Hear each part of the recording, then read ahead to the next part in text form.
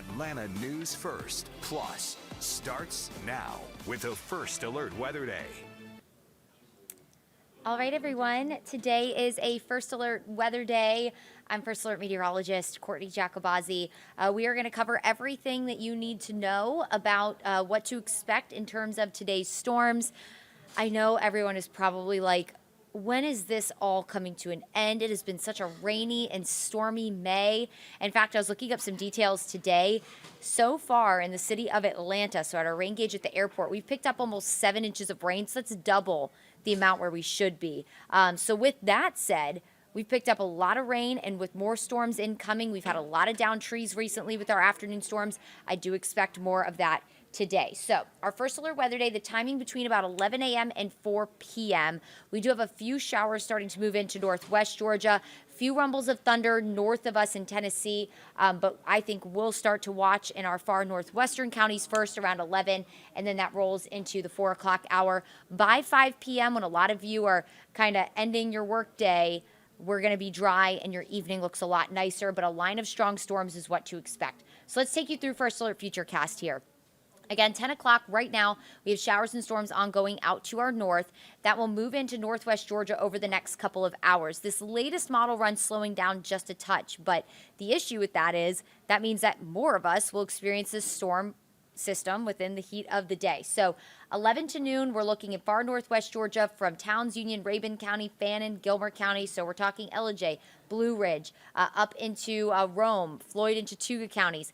Strong to severe storms possible. You see that really bright red line there? That's indicating to me strong straight line damaging wind gusts. Any severe storms could carry wind gusts upwards of 60 miles per hour, if not a little greater today with all the fuel that we have. 1 o'clock, showers and storms rolling into metro Atlanta. That will bring the chance for severe storms from Cherokee County. So places like Canton, Atlanta, Smyrna, Marietta, all the way up into Gainesville, Athens, Sewanee. We'll be watching for those isolated strong to severe storms. At this point, notice how you're seeing more little tiny cells develop within that line, not necessarily that straight red line gradient that we were seeing north of the city. That's because we're going to switch our severe mode, not to necessarily one that's super linear, but we're going to start to see some rotation within these storms. So isolated tornadoes are possible. I think the main place we'll be looking for that is along and south of the I-85 corridor from Athens down to Eatonton, Griffin as well, and the city of Atlanta. We can't completely rule out a brief tornado as well. Going into the 2 o'clock hours, storms slowly drifting south of the city. By 3 o'clock, we'll be looking from Athens to Griffin to LaGrange for isolated severe storms, Eatonton, U as well. And then by, again, 5 o'clock, we are giving the all clear and we can enjoy the rest of our night. Drier air will be ushering in. It will be breezy. It's going to overall be a really nice evening if you do have any Friday night plans. Here's a look at the storm threats. So damaging wind and an isolated tornado or two will be our two biggest concerns. Small hail will be possible in any of these storms as well, especially in the afternoon. And with all the fuel we have, instability, lightning is definitely going to be a high likelihood. These storms are more than likely going to be pretty electric as they're moving in here. So that 2% tornado risk now covering all of North Georgia. Yesterday, it was mainly south of Atlanta. Where is highlighted in red there, the place that's highlighted in red there, rather, that's where we're thinking we're going to have the best chance for maybe an isolated severe storm. Essentially, our wind at the surface and in the upper levels isn't all going to be coming out of the same direction. So that's when you start to get that turning, that change of wind direction and speed with height. We call that wind shear.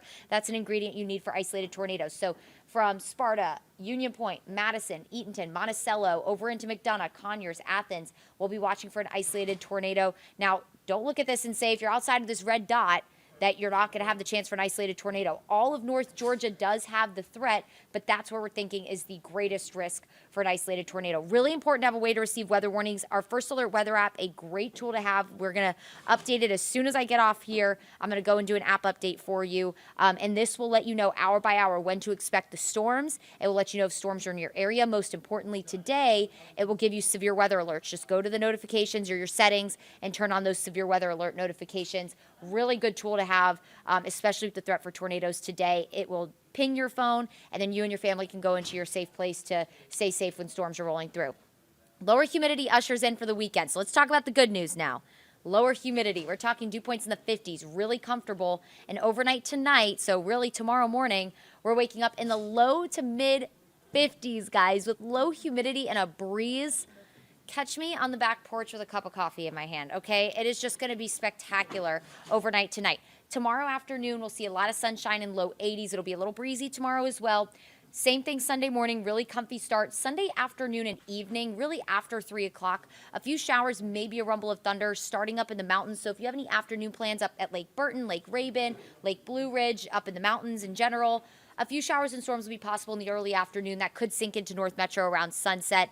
No severe weather expected, not going to have a big impact on your day. Let's take you through First Alert Futurecast on that. Again, back half of the day, most of your day looks dry. Clouds will build in the afternoon around 4 o'clock. Some showers and storms moving into the mountains and then into North Metro around 8 p.m., fizzling out after sunset across most of North Georgia. Beyond the weekend, our focus turns to the heat. Finally, not the storms. In fact, we're staying mostly dry next week. Thank goodness, after a really rainy and stormy May. But look at this. We're back near 80 degrees, or 90 degrees, on Tuesday. We will hit 90 next Wednesday as of right now. And we're going to stay quite warm next week. Our next chance for rain beyond Sunday and today, of course, will be on Thursday. We'll be watching maybe another weak front that'll move in that could bring our temperatures back in the low 80s to end next week.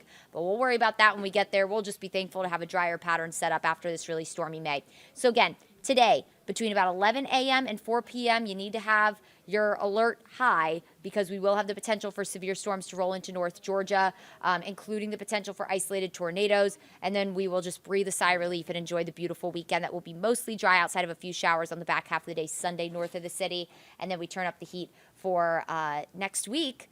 Thankfully, a lot of the kids out on summer break, they'll be able to hopefully get out and enjoy some time outside after this really stormy week.